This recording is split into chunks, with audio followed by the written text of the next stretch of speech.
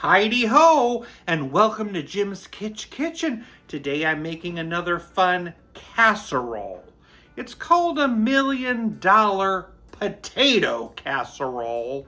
Let's try it. Grab a bowl. You need 8 ounces of softened cream cheese.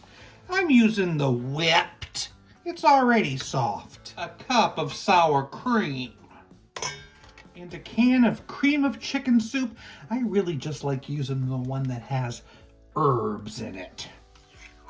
We need a half a teaspoon of onion powder, half a teaspoon of garlic powder, and let's mix that together. We need a 32-ounce bag of those Southern style hash browns. They were frozen, but I thawed it out. This is very much like a funeral potato, except a funeral potato doesn't really use cream cheese, and instead it uses the shredded potatoes, but we're using those Southern style ones. Pour it in, and 2 cups of sharp white cheddar cheese, as well as I'm going to chop in some green onion. And we're going to fold that all together to combine. And this will get poured into a prepared baking dish. You need a sleeve of those butter crackers like Ritz. I need to crush them up. I melted a 1/4 cup of butter. I'm going to add all those crackers to that and mix it in. And sprinkle over the top. I think with funeral potatoes, this part is crushed potato chips. All right, there it is.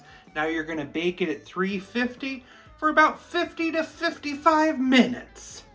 All right, there it is. Let's add a little black pepper and some more green onions. $1 million potato casserole.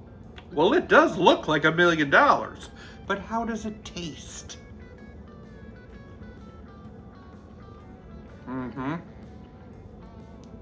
It tastes really good.